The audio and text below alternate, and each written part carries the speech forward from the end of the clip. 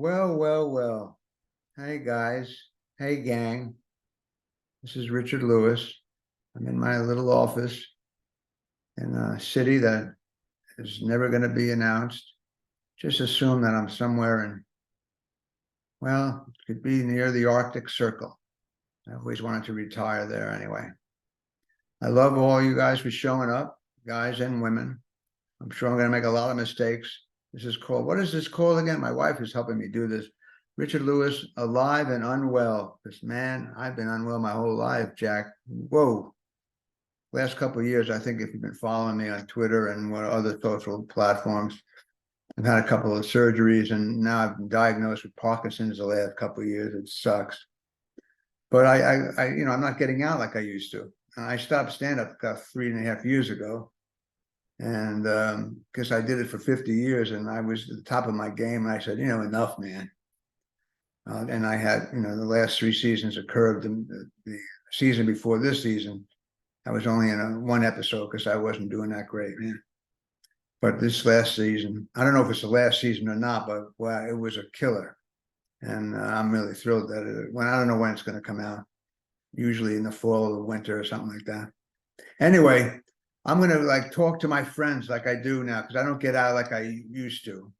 And I have a lot of great friends who you'll be interested in meeting. And it's just going to be like a phone conversation between me and my buddies, comics, musicians, plumbers, people that frame photos. This picture behind me, that's Lenny Bruce by Claxton. He used to live in, I think he was tripping on acid and he fell and he's in a wheelchair. That's Lenny. In fact, I think the picture next to me, I think that's from Bob Gruen shooting me at a nightclub in New York, Caroline's. That's how I looked while I was on stage. Like, why am I doing this so long? Anyway, this week, the inaugural show, if you want to call it a show, because I just want to get to know everybody again, and just to bullshit with my buddies and share it with people who care about them and me, or not, or don't care about us, just then mock us.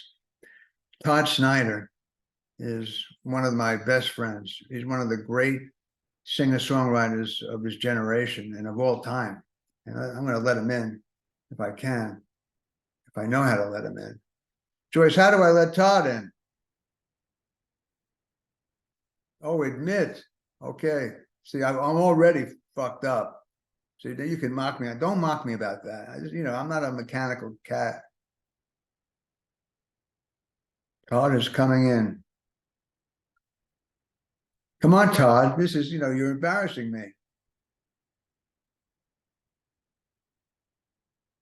No, I don't know, man.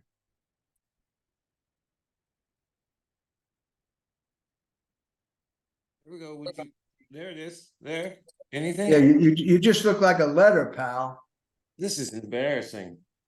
I knew you'd screw me up. You're getting even for something. It's happening. Well, I mean, this is my inaugural And I got podcast. it through. Look at this. Why do I have to see the alphabet? What is this A for? Is that some kind of new drug? Can you hear me? I can hear you, but this is supposed to be visual too, man. Oh, and I have a guitar.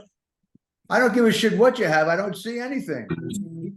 I'm not going to blame my wife on this, the producer of this. I got no visuals. Joyce, how come I can't see my guest? We got fucking $8 billion worth of bullshit down here. Does he have his camera on? Yeah, look. Can you see it? You got the lens cap off? Don't blame me, man. No, I'm talking to these guys. I like the way this is going so far, Todd. Thanks a lot. Yeah, it's just live. Who's You that asshole. Why should I click on one? Participants? Yeah. Is it? Do we got? There it is. Hey, God Hey, dang! man. Great. this is what we're talking about. Thanks, Yeah. Joyce. This is my first Zoom I've never Zoomed. First of all, this is very, very nice setup, Todd. And you got a haircut too. Now Yeah, I did it myself. God, you look like an FBI agent now. This is very hip. None of my Hey, by the way, you look great. I love you. Is this the same? Is this the same stage that you used? Yeah. During the pandemic when Yeah. you did all those amazing hour and a half shows every week? Yes, sir. Can you tell me who that is right behind you? Say what? He sat right behind you on the phone. And there's These are Todd, these are photographs. That's Lenny Bruce, Jimi Hendrix, and me. that's okay. That's Lenny. I mean, I wasn't going to be stupid. I have pictures. Do you see my neck? Let me tell you something. This is not a medical show where I have to see a cyst on your neck. And did I ask you? I didn't ask you to play. Is that what you're doing? No. Are you too nervous? Are you?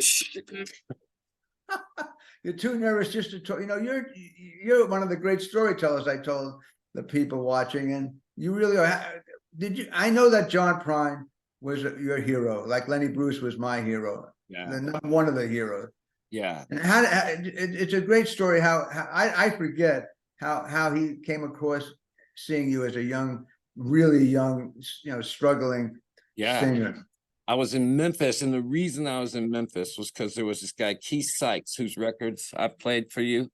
That's right. Yeah, he's something. Yeah, and he was just at my house last weekend. He was a guy that had been co-writing all these songs. I see his name on all the John Prine records. Right. And my dad met a bartender whose sister was married to him. That's how it started.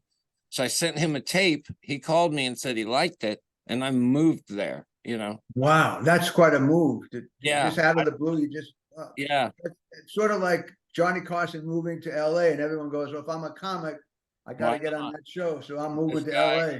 He started mentoring me, and then John came to town to make demos for this record called The Missing Years. It was his breakthrough record. Right. And I got to be the assistant on the. Whoa.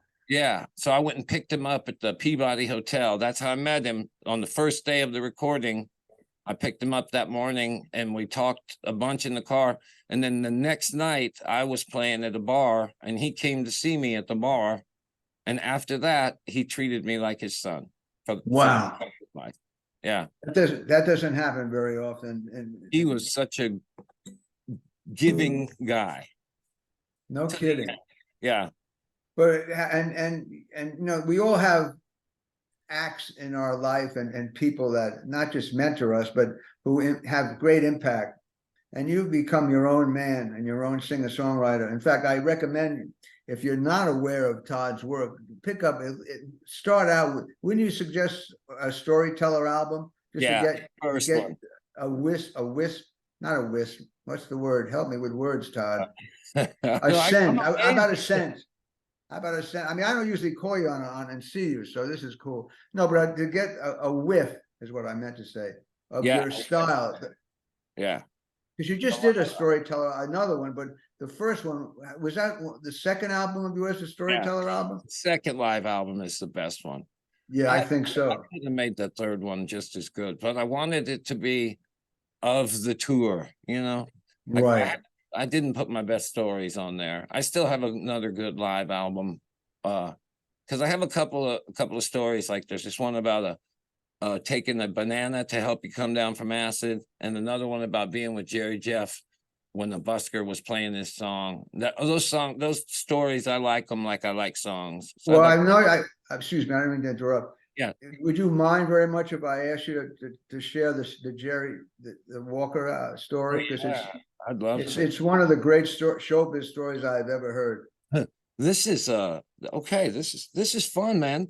This don't mock me. Don't mock what do we call this? A stream? I don't know what it's called. Okay, it's called a video podcast. Do I care? I don't even care what it's called. I just know that I miss you, and I'm gonna like next week I might get Frampton. I'm gonna get a lot of music pals of mine and comedy pals, and they don't have to be in show business. Just people that I love that I think are interesting to share with. I hate the word fans, but people that are interested and want to see this. Can I tell everybody, all the music people, every once in a while you'll send me a link to a video or a song, and I'll see the other people you send it to, and I'll be like, look at these emails I have, but I don't use it. I don't. Well, save the thought. No, it's okay. No, save the thought. The Jerry Jeff Walker story before we split on today. But I got to tell you, I was just thinking, I'm 70. I just turned 76. I've been a comic for like my whole life. And so I met a lot of people, and I never felt like a celebrity. I don't know what celebrity means, You don't, you're not a celebrity. You're an artist. And so I know a lot of people. Like say the Stones, Ronnie Wood. He's one of my best friends. So when I send things out, sometimes it's really weird to me. Like if I send it out to a friend who's not in show business, and most people aren't, they might have this attitude like, "Oh man, Miss Rolling Stones." And I Yeah. feel like saying, "Hey, bite me, man. He's a friend." And then people say, "How do you know?" Like when Robin Williams passed away, God bless him, man. One ex-girlfriend of mine said, "You knew Robin?" I go, what do you think I'm doing for Yeah. 50 years? They think, and then they think I'm arrogant or cocky. And that's a lot of BS, man. I'm just, I love all artists, painters, writers, poets, you name it, folk Well, singers, rock singers. But do he you knows his get, music, man, folks. Jeez. but do you ever feel when you meet people like Prine and he started you that you go, how did this Yeah. happen to me? I Yeah. mean, it's like it's surreal, people that help both of us start Yeah. our careers. Yeah. Christopherson was another guy that would sit around with me, or still does. A couple of years ago, I sat up all night and played his songs for him. Where, in a hotel room? Or It was where in did a you meet? hotel after a benefit concert, and I was with his daughter, and we started playing him his songs. I could play his songs for 2 hours if I. Far out. So he dug you already? Is that how you got? Well, You I've didn't known him since the hotel room. 90s. Yeah, he showed up. I was playing the show in Reno, Nevada at a resort, and I kept seeing this guy on the balcony across from me that looked like him. And then in the middle of the day, there was a knock on the door, and it was him. Wow. He's like, "I came to see your show," and we drank all day. And then when I went out the door to do my show, it was my door went almost right to the stage. So when I came out the back door of my room, they could see me. And Wow. when I came out of the back door of my room with him, everybody gasped. And as he went to the crowd and I went to the stage, I saw all those eyes follow him Whoa. in the crowd. So after the gig, how did you wind up in his room playing his music? That was after Jack Ingram, a friend of mine, does this benefit. And like I said, I was there with his daughter. And like Right. Matthew McConaughey, the actor, was there.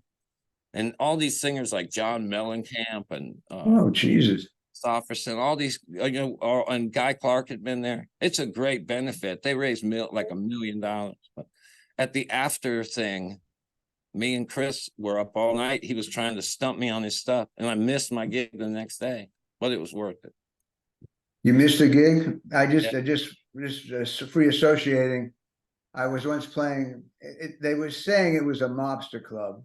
I'm Yeah. not sure about that, but it was in Florida. And I had just done 1 or 2 Tonight shows. I was about 25.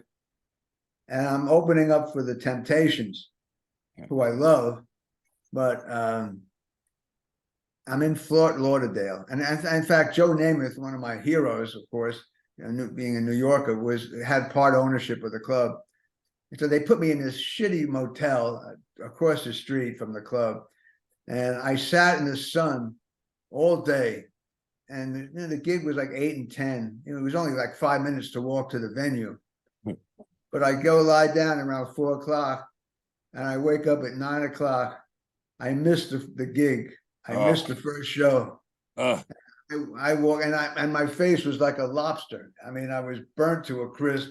I missed the show. I heard rumors about, Al Capone's son runs, I mean, I was scared out of my mind, man.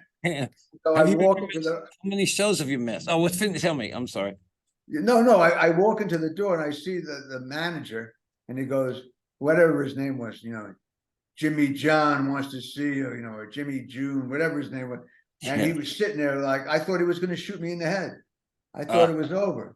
And he says, you missed the show. And I go, I don't know what I said. I thought I was going to be shot. And I said, well, I'm here for the second show. Isn't that good enough? And the second show, before the second show, Jackie Gleason, who was, ran Florida. He was the king of Florida. Yeah. He walks in totally loaded. Now, he was a big drinker like I was. Were you drinking at that time? He was low. He was whacked. And I see him walk in. I go, oh, Jesus, I got to perform. And first of all, it was a Temptations crowd. They weren't there to see Richard Lewis. They were there to see the Temptations. And now Gleason walks in, and he's drunk out of his mind. He's stumbling around. He has two beautiful statuesque blonde-haired women on his arms, and I'm just getting up on stage, and they sit him right by the stage, 5 feet from me. And I'm looking at Jackie Gleason, and I'm scared shitless. I'm going, I missed the first show.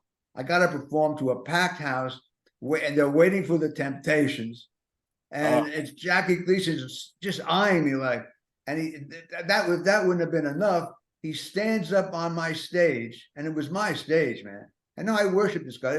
He was one of the few times watching his show with my family that we laughed together and as a unit. And then as soon as the show was over, there's a show Phil Silvers, he was another icon of mine.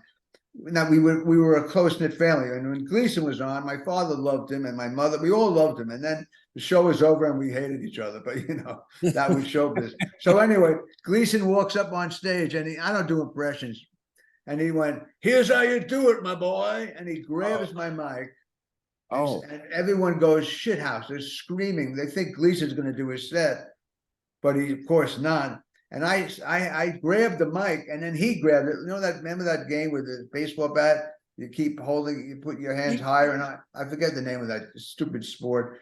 But I grabbed the mic, and I told him, Todd, I told the audience, I'd like to introduce my singer, which was the lamest ad lib in history. And they were all, and so the audience was heckling me, and I had this habit, even as a young comedian. I don't know how you feel about this. 25. 25, 26. When I was bombing, and I thought, and I knew the material was gold, but they just weren't digging it. Yeah.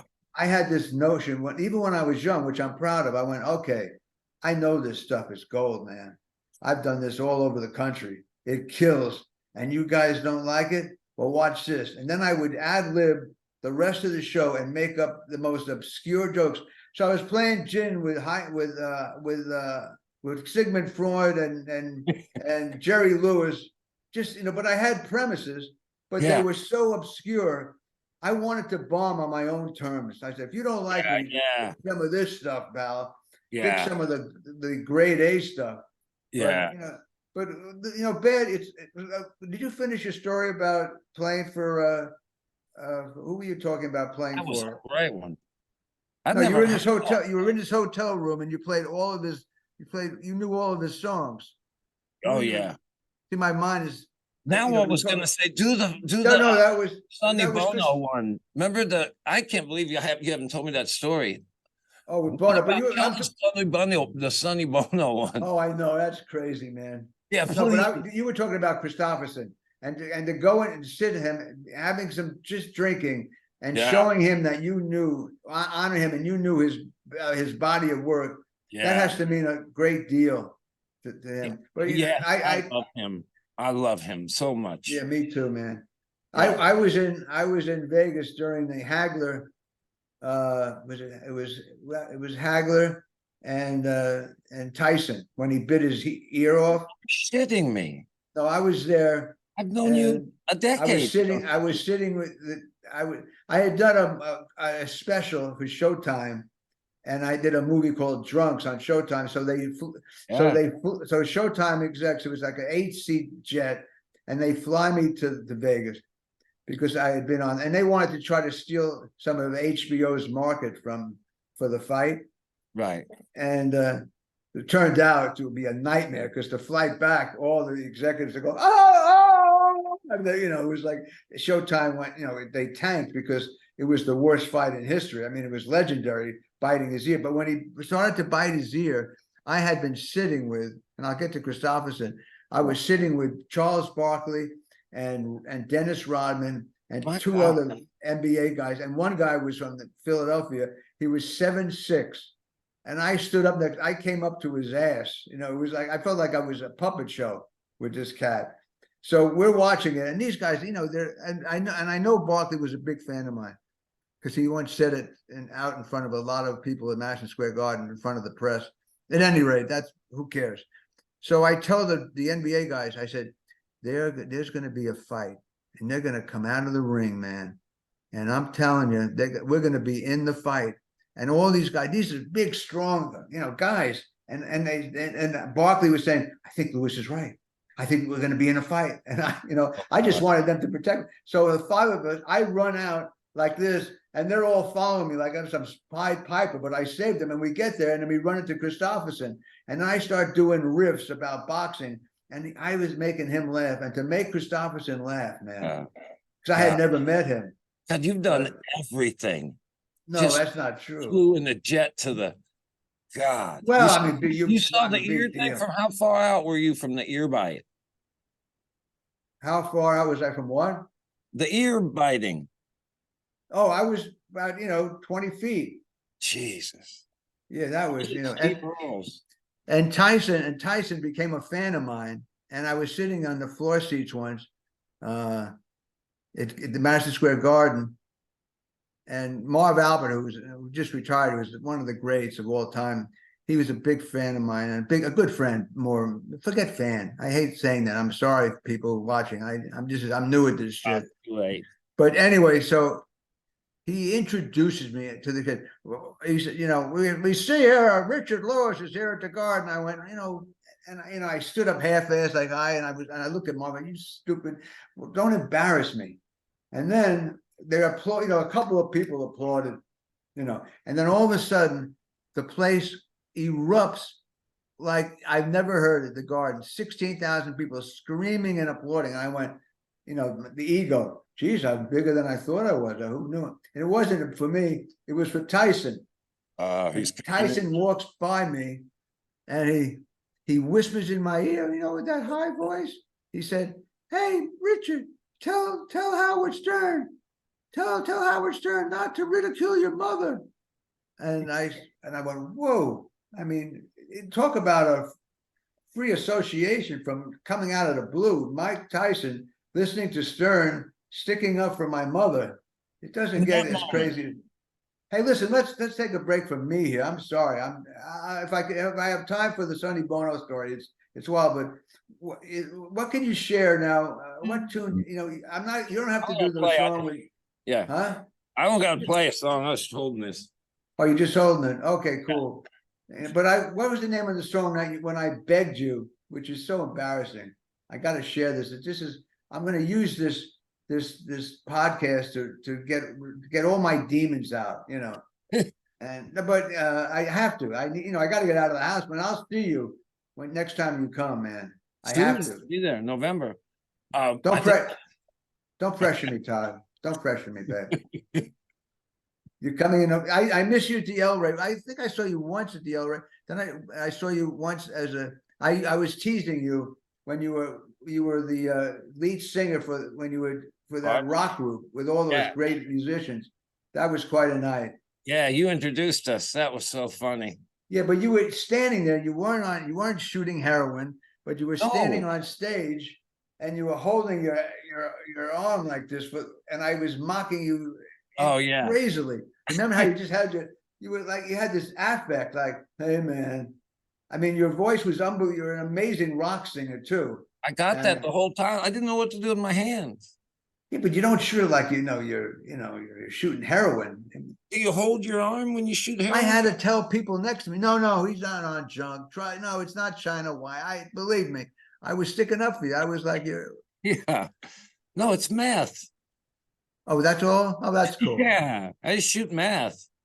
No. Remember, I was so horny to have my name in a folk song or in any song. That's where I thought you were going. So I am going there. I begged you. I begged you to write if you're looking at me, people, you're looking at me. This is me. And I was so needy and such a baby that I had to tell Todd, look, Todd, Richard Pryor's in a Jackson Brown song, and there's a lot of comics that are mentioned. Lenny Bruce has songs about it. Tim Harden has a great one live at the town hall, and Dylan has a song on Lenny. So I don't mean to make an analogy to Lenny, but the deal is I wanted my name in a lyric, and you put it in there. Who delivered? And it fit, it makes sense. The Richard Lewis like conclusion and or decision. That No, what's the name? What was the name of the track? the blues on banjo. It's got That's so right. many, it's like a essay. You know, it's got more words than almost anything I've ever done. Right. It's epic. And it says something about coming to the Richard Lewis like conclusion and or decision that there was absolutely no hope left for anybody in our entire something in the Yeah, entire civilization. So oh no, you nailed me. I was very proud to be that person. yeah, Very proud to be that person. that was the funniest exchange. You were like, Dylan, you were like, Dylan's got that Lenny Bruce thing, and then I was like, are you wanting a song? And you're like, well, I don't see why it would be such a big deal. And then you left a message, fuck you, I don't need to be in your song. Of course, you were kidding, but I was way kidding. oh yeah. I love it when you're on the phone with Richard and he says something really, really funny, he hangs up. Oh, smart. You know, I don't. There must be a psychological reason for that. It's sort of like getting off the stage on a high. Yeah. You know, some comedians back in the day never knew when to get off. You know. Yeah. Let me just do a quick version of Sonny Bono, because when I told you this, and then maybe you can just do strum a couple of chords and get us out of this inaugural thing. Yeah. But Sonny and Cher liked me when I was a young comic, in my early 20s, and they wanted me to open for them. How can I say no to that? But the gigs, the venues were like the Montreal Forum. What are we kidding here? Yeah. 15,000 people. Hi everybody, Yom Kippur is just around the corner. What the fuck? What do they think I'm gonna? But apparently I was doing well enough. But the first big place like Madison Square Garden was in Hartford, Connecticut. And I used to get there hours early. Sonny and Cher would get there 20 minutes before they went on. And I'm getting a couple $100 a week. They're getting like $175,000 for a half hour or an hour, Yeah. So I get to the Hartford Auditorium and I go to this restaurant that's at the back of the arena. And the people are eating lobster tails and they're drinking and they're having a ball and there's glass in front of them. And I said to these people, they didn't know who I was. No one knew me then. I said, I'm just curious, why are you eating dinner here? And they go, and they're eating and they're drinking. What do you want, kid? I just want to know, what are you here? What are you looking for? He said, well, we're here to see Sonny and Cher. And I look out over from their point of view, I look over their shoulder and the stage was about a quarter of a mile away. And I got plastered. I started drinking. Yeah. I said, why am I in this predicament? This is not a fair environment for me to get judged, man. I mean, comedy is hard enough, but in front of a quarter of a mile away, so I got drunk. I raced through my set that night. And the next time we had to go to Canada. And Bono said to me, and I got along great with Bono. I didn't see Cher often. Sonny and I were great friends, rest his soul, man. He was a very cynical but funny. And he said to me, were you drinking in Connecticut? I went, no, I had a couple. He says, no, you try to cool it for tomorrow. We're at the Montreal Forum. I went, oh, can't wait. So I get into Montreal. They introduced me, Richard Lewis, and I sold out my New York teams. I got on stage and I went, the New York Rangers suck. And the whole place went crazy. And I somehow got through. I got through the gig. That's a lot of people as an opener, opening for music, doing comedy for 15,000. No, yeah, and I did some jazz clubs. I opened for Dizzy Gillespie once. Damn. And it was at Buddy Rich's nightclub in Manhattan, and that was a different thing. That was a very esoteric, and it was a midday. There was about 8 people sitting like this. And they seemed very stoned. And I went backstage to meet Dizzy and his band, and they were pretty, happy. Let's put it that way. Yeah. So I go on stage and I'm going, it's the same thing. I mean, this is 8 people to see Dizzy. They don't want to see a guy. So Yom Kippur is just around the corner. It's the same shit. I'm in the wrong place at the wrong time. Where does that one go? Yes, exactly. So I go to the owner and I walk into the manager. These are like I only had these kind of 3 or 4 of these horrible experiences, but I like sharing them because, you know, it's starting out in this business for both of us. You have these nights where you can laugh about it, you know, 30, 40 years later. But at the time I was getting $100 a night. It was $400 at Dizzy's, at Buddy Rich's joint. But it was a horrible show. It was 8 people and they were probably stoned and it was wrong. So the owner takes out a wad of cash and he goes, 100, 200, 300, 400. Mr. Lewis, here's for the whole week. Have a good night. And I was so ecstatic. I take the bread. I drive to 44th and 9th Avenue where the Improv is, which was my joint. The place is packed with comedy fans. I tell the owner, Bud Freeman, get me on. I got to get on. And I get on and I blow the roof off. And what all this proves to the young comics, and I tell them too, and any performer, you know, you can't judge yourself and your material when you're in a situation that's not right for your work. And, you know, being in the find a way to get past it, right? It's like, just get through it. You can't fix it. Well, you just did some, right. I'm sorry, I didn't mean to interrupt. That's all I've been doing. Yeah, I'm just a little anxious tonight. You know, this is the first one, Todd. I love you. Let me just ask you, because you just done a couple of charities. I just want to end with a couple of charitable notes, and I want to hear what you've been doing lately for charity. I don't know if you're aware of this. There's a charity called Comedy Gives Back. It's located, it's centers here in Los Angeles, but it's for all comedians, for people who are ill and have hospital bills, and we help them. Oh, and Lenny Bruce's only child is Kitty Bruce, and she's alive, but she's really in bad shape. Yeah, and I love her, and they're going to try to, you know, and you can go, if you're watching this, you can Google Comedy Gives Back and go to the Kitty Bruce Fund. And if you have $1, I was thinking, if every comedian gave $1, you know, you've heard this thing. If 30 people gave $5, she'd have her hospital bills paid. So, you know, give what you can, but here's the deal. Lenny Bruce is why I'm on this thing right now. Lenny Bruce is why every comedian can go on stage and go, fuck you. Yeah. Because we have freedom of speech. He was burned at the cross for this, for wanting to say, and not just not expletives, but, you know, but just talking about, you know, really provocative material. You know, so we owe it to Lenny Bruce. We owe it to him. You owe him your career, and you owe it to his daughter to help her. Yeah. And to keep it going for Lenny. And tell me about the charities you've been doing before we wrap up.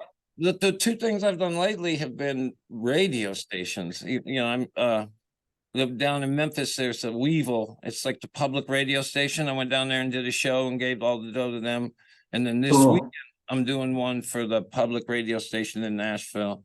I just love, you know, the ones that play that don't have a program, or most towns have one. Yeah, of course. And so I've been doing that. But other than that, I don't think I think that's about all I've done. I took this whole year. I was going to take the whole year off. That's all I've really done, is those 2 things. And then but you songs, I guess. You were working nonstop, Todd. You're 2 straight years, man. So you look great. Your house is in order now. You through the storms and all that stuff, and you're out here. It'll be easier for me to see you. You know, this Parkinson's thing is no cakewalk, pal. You know, but you know what I've been through. But I'm fighting it, man. And anyway, I'm just flabbergasted that I was lucky enough to get you to be embarrassed by me to be on this, whatever this is, this puppet show. I love it. You look fantastic. Thank you.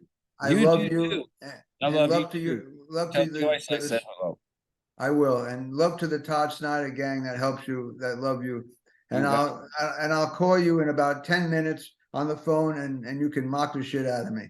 Okay. Thanks, Todd. Good one. And everybody, thanks for hanging out for a half. Don't interrupt me, Todd. I'm trying to say, just play a few chords under me. Hey, everybody, thanks for tuning in for the first inaugural podcast. And I hope to see you once every week or so. And it's good for my health, and hopefully it's good for your health. Ciao. Take care, buddy. Love you. Love you, man. That was fun.